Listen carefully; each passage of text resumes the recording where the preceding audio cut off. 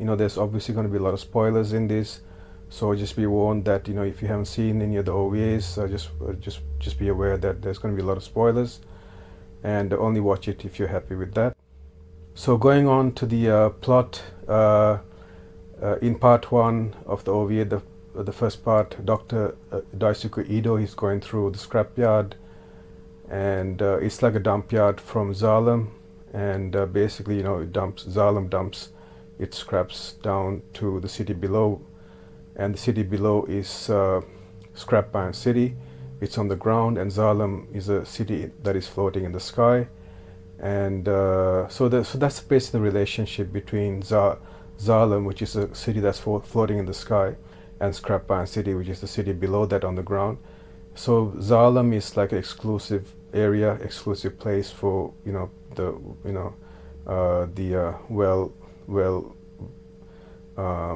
well-off people of that time. Only the privileged are allowed to live in Xalem. The other people, like Dr. Ido, Shiren, Alita, Hugo, those people, they live in the Scrapbound City, the city below on the ground. And so basically, Xalem, they tend to dump all their rubbish onto Scrapbound City or below them. And so yeah, that's the basic relationship, and it's very difficult for people in Scrapbound City to get to Xalem. So that's another point. So one day that Dr. Ido, he's looking through the scrapyard where Xalem dumps its scraps to Scrapbound City. He's going through looking for spare parts because he needs those spare parts because he's a cybernetic doctor. He needs those parts to do repairs on cyborgs because that's his profession. And Xalem, the floating city, seems it looks like it was influenced by Laputa Castle in the Sky, 1986 film, which is a Hayao Miyazaki animated film. So it seems like it was influenced by that idea of the floating city. So while Dr. Ido is looking through these scraps, he comes across this half body of a cyborg girl,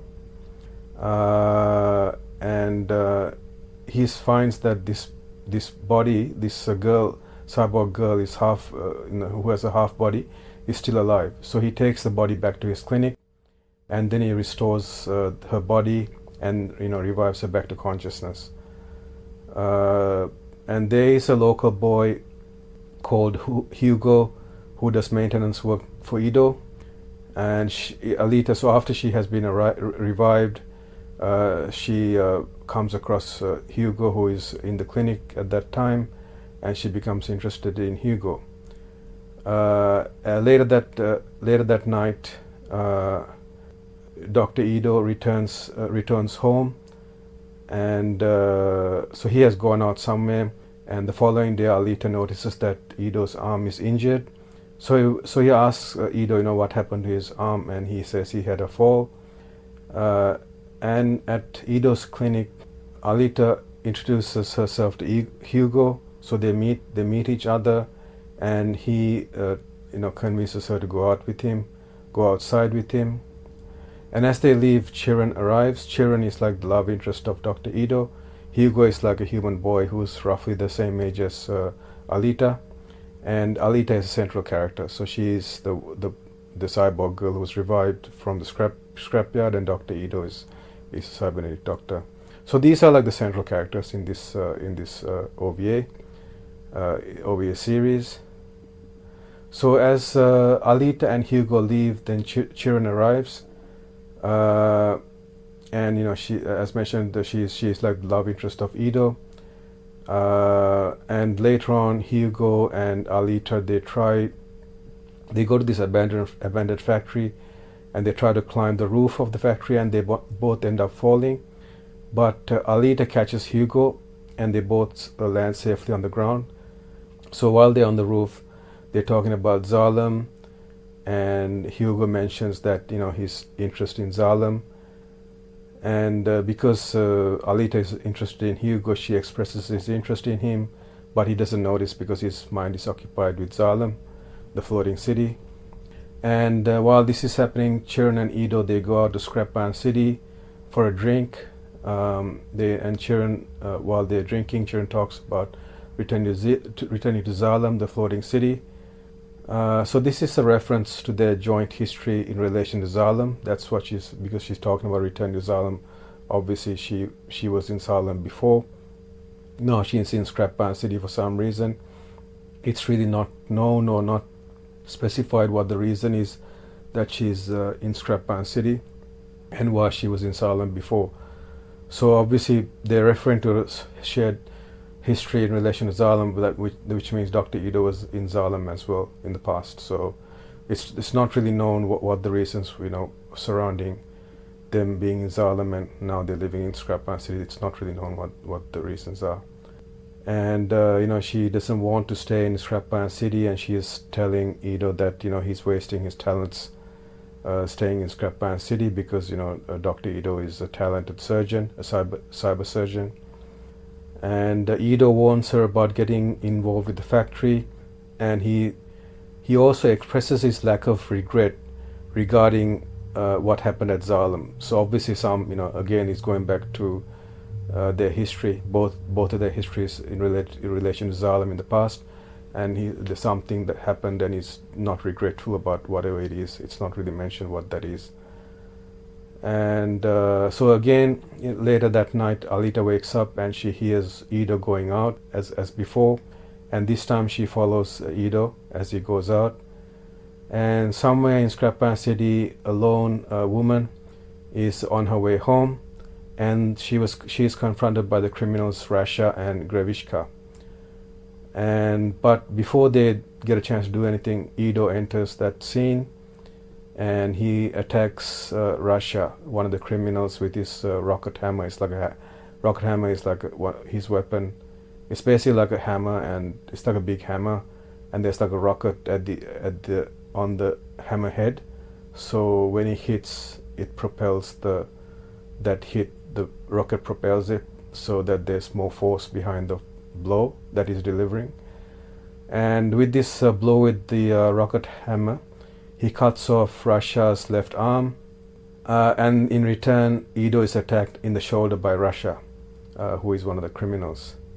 And so when this happens, when Ito is attacked by Rasha in return, then Alita, who had been following, she enters the scene, and then she quickly goes and punches Rasha in the head, and she dismembers his head from his body, so the head and body become separated. And seeing this, Grevishka, who is the other criminal, he becomes enraged, seeing Rasha's death, and when he gets enraged, Ito attacks him as well with his rocket hammer, and but Grevishka deflects that attack and throws Ito against the wall, and Alita then fights with Grevishka, and she slices off or cuts off his right arm with an upper kick, and then kicks him into the sewers below. So seeing this, Ito is quite surprised by Alita's fighting abilities, and Alita at this point expresses, she's regretful that she was not able to finish Grevishka because she kicked him into the sewers before. After cutting his arm off, she was able to kick him into the sewers, which means he's still alive. So after this, Ito goes to the factory with the head of Rasha to get the bounty, because Ito is actually a hunter warrior or a bounty hunter. So the factory is where they issue the notices for criminals for bounties, and that's also where they go to collect the bounties for the criminals. So having dispatched Rasha, he takes his head as proof of dispatching him, so they can get the bounty, collect the bounty. So Ito goes to the factory with his head to collect the bounty, and as they're going there, so Alita is also going with him. He explains, the nature of a hunter warrior or a bounty hunter and their line of work. And so listening to all what Ito is saying, Alita says that she also wants to become hunter warrior like him. But Ito doesn't agree, and they have an argument, and she runs away. So this is at the factory. So the next scene is Vector sleeping with Shiren at her apartment, and afterwards he's telling her that he wants her to upgrade the Colosseum Warriors. And after Vector leaves her apartment, Grevishka, who was in a fight with Alita just before, he arrives at Chiron's apartment, and he's damaged from Alita's attacks, and he begs for help from Chiron, and he also mentions Ido and Alita, which catches the attention of Chiron. Then after the argument the next day, Ido realizes that if Alita wants to lead that life of a hunter warrior, that's her choice. It's up to her. It's her choice to make. And he also wonders whether it was influenced by some kind of residual memory in her mind, because she was discovered in a scrapyard. It's not known. Her past is not known. So he's wondering if her residual memory of her past has some influence on her decision to become a hunter warrior. So in this time, Alita, she goes to the factory and registers as a hunter warrior, and she asks about Zalem from the deckman, and he replies saying no comment when she asks about Zalem. Basically the deckman is like the robot, the head that sits on the table that usually collects the heads of killed criminals and issues the bounties.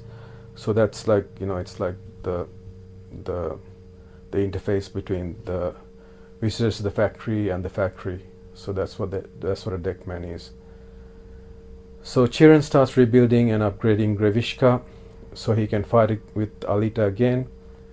And Alita, in this time, she goes back to meet Ido, and after she has registered as a hunter warrior, and he accepts her decision to become a hunter warrior. And after this, they leave to a bar called Bar Kansas.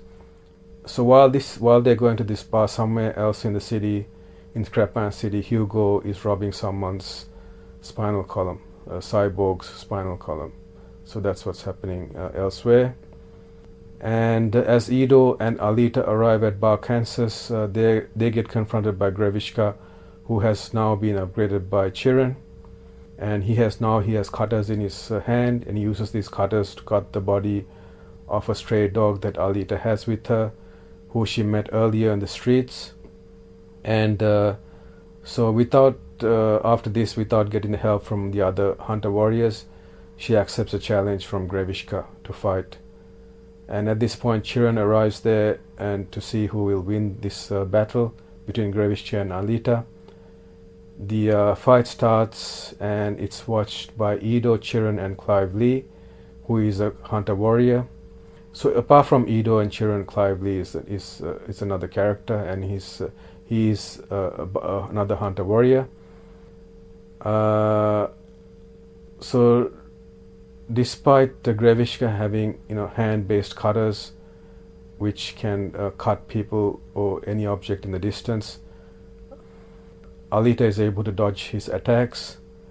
She has superior speed, and she also has the ability to generate plasma, and she disables both of Grevishka's arms, and she attacks him and slices his body in half, thereby killing him.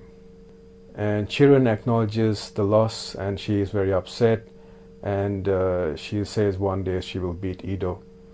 And Ido and Alita, after this, they leave that area, and Alita tells Ido that no matter what happens, she will always be the Alita that she knows.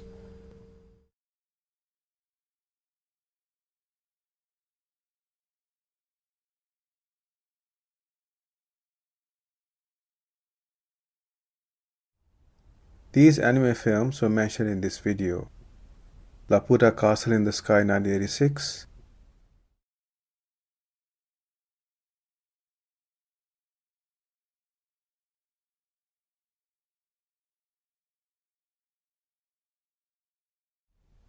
These films were mentioned in this video: The Empire Strikes Back 1980 and Alita Battle Angel 2019.